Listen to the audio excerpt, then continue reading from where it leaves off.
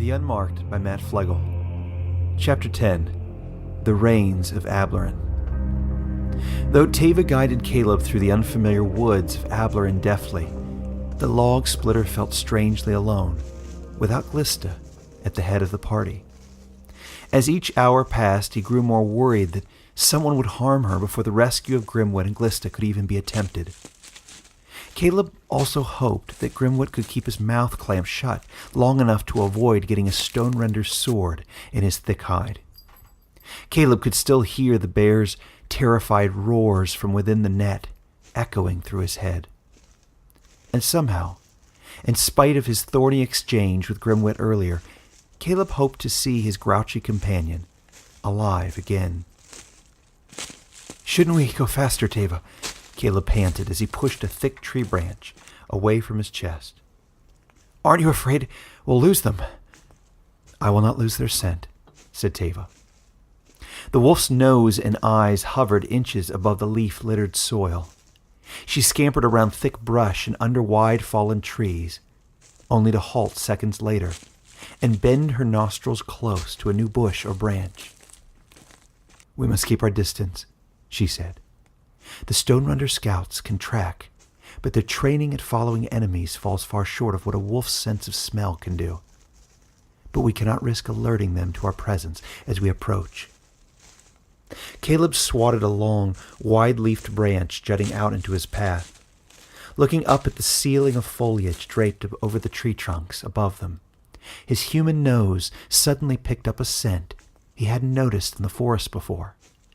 He stopped in his tracks. Teva halted a few yards ahead and swiveled her head toward Kaleb.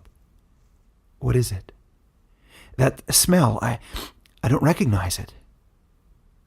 Teva looked up at the graying sky through a dense patchwork of leaves. "It's the Ablerin rain. It carries the scent of mountain flowers." The wolf paused and opened her nostrils to take in a deep breath of the sweet air.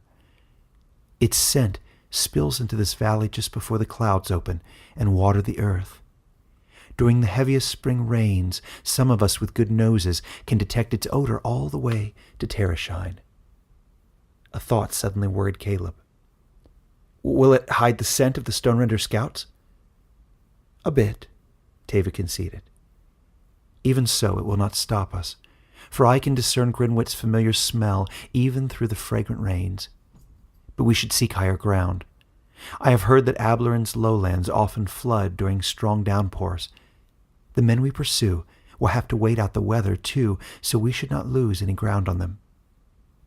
With that, Teva galloped into the brush to their left and up an incline. Kaleb let out an exhausted sigh and trudged behind her. Finally, the wolf reached a closely packed copse of thick trees with a dry, earthy patch in the middle. She pawed out an imprint for her large body, and after circling the spot a few times, she folded herself up inside of it and laid her head over her wide paws. Standing next to her, Kaleb felt the first drop of rain on his bare right arm. The coldness of the rain raised his skin a bit. Moving quickly, he used his axe to sever some large, low-hanging branches from the trees that encircled them. Then he wove them hastily into a makeshift shelter for himself, a few feet away from where Teva lay. Teva watched all of this with tame curiosity. Finally, Kaleb crawled under the small shelter and laid down, his chest heaving up and down. "Sleep, Dellblood," the wolf said softly from where she lay. "We will not move again until the mountain rains pass. It could be many hours before then, and we cannot be far from the fortified city of the Stone-Renders. You will need your strength before the night comes." Kaleb drew his legs up into the flimsy shelter he had constructed. Just then a thunderclap echoed through the forest around them. A few moments passed. Then a torrent of rain began to pelt the broad leaves above. Raindrops muddied the earth between the human and the wolf. Kaleb lay there a few moments, his head resting next to his axe handle. To pass the time, he watched Teva. Her coat, though dripping with rainwater, never shivered as the rains doused her. The wolf's eyes remained open, surveying the wet trees in front of her. For a half an hour, the trees around them lashed back and forth with the force of windswept water. When the rains died down to a soft, steady pulse some time later, Kaleb spoke again. "Teva, are you afraid?" Teva exhaled loudly through her long snout, but said nothing. She went on staring at the tree line before her. You seem alarmed is all. Are we not safe here?" Teva laid her head on the wet soil and closed her eyes. "Do you have family, Dellblood?" she finally said, without opening her eyes. Kaleb ran his fingers along the coarse edge of his axe handle. "I do not. I have a mother in my village who remarried a town elder after my father died. Since my exile, I have not spoken with her." He paused for a few moments, then added, "For many weeks I tried to get her attention as we crossed paths in the village, but she would not so much as look at me. I no longer try." They both fell quiet. Finally, Kaleb spoke again. "Do you have a family?" The wolf tilted her head away from him, sliding her white-tipped snout along the soaked earth as she did. "Well, do you?" Finally, she turned toward Kaleb, her blue eyes looking pale in the rain. "I have only ventured into these woods once before, Dellblood. It was on a night 10 years ago. Then I was one of a proud pack of beautiful gray wolves. And I was little more than a cub. My pack was everything to me. But they are gone now." Kaleb curled up his wet body and pulled his axe in close. "What happened to them?" The wolf lay silent for some time. Then she said, "My pack was sent to rescue a coyote who had ventured outside of Terrashine's walls. Some of the smaller creatures later told me the coyote had chased a butterfly up the vines that cover our protective walls. The foolish pup fell over the wall and wandered off into the outer forests. Later, he could not find the entrance back into Terrashine, so we pursued him at Fallwrinkle's instruction. Only a few hundred yards from the wall, my mother, Stira, picked up its scent. However, we did not then realize, the warden himself did not even know, that the stone renders and your people had set up a trading post less than a mile from Terrashine. We raced right into it."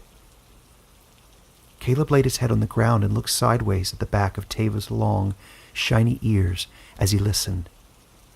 Teva's ears were now pinned close to her skull in what looked to Kaleb like a sign of sadness. "The wolves had split up to canvass the forest for miles around," she continued. "But not long into the search I heard my older brother, Sheva, howling. It was an alarm. I followed the sound of his voice, and as I grew closer to him, I heard something else, something unfamiliar to my ears. It was the sound of men, shouting, some screaming. 'Shoot for the gray,' the loudest voice, a female voice, shouted to the others. 'Their coats will stand out against the brown and green of the trees.' Moments later I heard the whizzing of sharp arrows and the dull knocking of well-sharpened stones hitting trees, and I knew that the men had set upon my pack." Kaleb's eyes followed the trickle of rainwater sliding down the sleek back of the she-wolf. "And then the howls came. One by one they came, not signal howls, but fearful, blood-curdling howls, helpless bays of pain and surprise. My brothers and sisters were being killed, one after the other, by the arrows and eventually the blades of men. It was the swords, the stone render's preferred weapon, that killed most of my pack. I could not defend myself nor anyone else, for I was young and knew nothing of fighting with claws. In terror and confusion, I hid in a patch of earth, like the one we lie on now. The rain pelted Teva's soft snout, drowning out the tears that fell from her blue eyes. After a pause, she continued. There I listened to my mother's cries as they filled the towering trees above me. I knew her voice well, but not the sound she sent up through the trees that day. It was the cry of a dying wolf, a helpless bellow that haunts my dreams to this day. Teva's voice became a low growl. On that day, the savagery of men proved itself equal to the reputation in Terrashine's oldest stories. The scouts' heavy boots pounded the forest floor near my hiding place, but they did not find me. My family, on the other hand, they annihilated, down to the last wolf. The downpour of rain above Kaleb and Teva slowed a bit. Why could the men not find you? Kaleb said. The wolf threw a backward glance at her soaked coat. They did not know to look for a black wolf. I was the only black-coated creature in my pack. She paused, then added, Now, black is the last color any wolf will wear in Terrashine. With this, she laid her head back on the soggy forest floor. I laid helpless for hours in the black forest dirt, sniveling and shaking with fear, waiting for help to come, said Teva. I listened as the men dragged the rest of my pack, what remained of their lifeless bodies, back to their city, probably to try their hands at making pelts out of the beautiful gray coats. A woman's voice shouted directions to the rest, and they were soon gone. And what happened to you? Grimwit and Barina, his mate, were sent out by Fallwrinkle to find us. When the bears found me alone, Grimwit lifted my little body onto his back and carried me home. Teva paused again. Then she said, He would break my forelegs if he knew I told you of this, but I can still remember the sound of his gruff sobs in my ears during the journey home. He must have seen the wolf's blood smeared on the trees as he crashed through the woods, searching for a trace of life. Though he tried to steer clear of it to spare me, I saw it too, the red stains on the trees, while carried limp and silent over Grimwit's shoulder on the way back home. Teva sighed. All Terrashine mourned for the pack. For weeks afterward I could not speak. I could not relate what happened to any of my fellow beasts, but I think Fallwrinkle knew what was in my heart. He shooed off the others when they asked me what happened. And when I recovered my senses, the warden and Grimwit brought me up as their own cub, and reminded me that even a wolf without a pack had a place among them. Now I serve with Grimwit on the Animal Council. Kaleb looked down meditatively at the blade of his axe, shining with rain droplets. Then he stretched out on his back underneath the canopy of branches. After a few minutes passed, Kaleb said, Is this why you and Grimwit look at me as though I were your mortal enemy? Teva did not answer. Kaleb leaned up on one elbow to look at her. I understand if you wish never to speak to me, given what you have witnessed of men. Kaleb cleared his throat and added, But please know that I have no desire to harm you. I think you are a beautiful and noble creature. The wolf turned her somber blue eyes toward Kaleb again. Then she rose from her spot on the forest floor and shook out the wetness in her coat. Teva crossed over to where Kaleb laid and settled herself only a foot from his shelter. She looked into his sad eyes and took a deep breath of the damp forest air. The forest spirit would have destroyed your kind long ago if he felt that they were beyond saving, Teva said. Fallwrinkle believes the human's anger and greed can be quenched. And do you believe men and beasts could live peacefully among each other again? Asked Kaleb. I do not know what I believe about men, but I know what I believe about you. You seem ill-prepared for the dangers of our mission, but I leave that in the hands of the warden, whose wisdom surpasses mine. As for whatever grudge I might have held against you as a human, it vanished the moment you walked into Terrashine, and I first laid my eyes upon you. Why?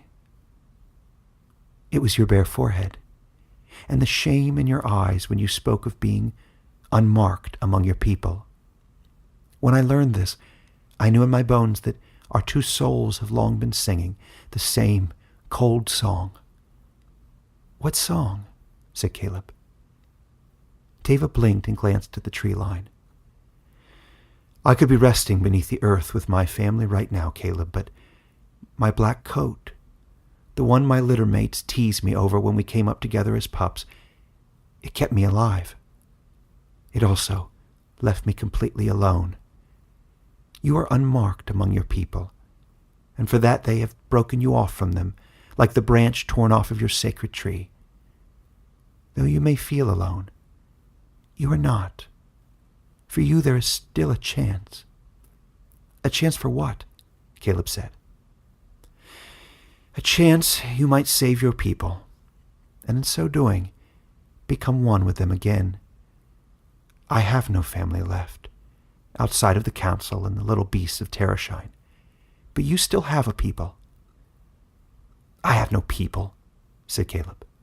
No matter what happens, they will never look at me as worthy without the tree's mark.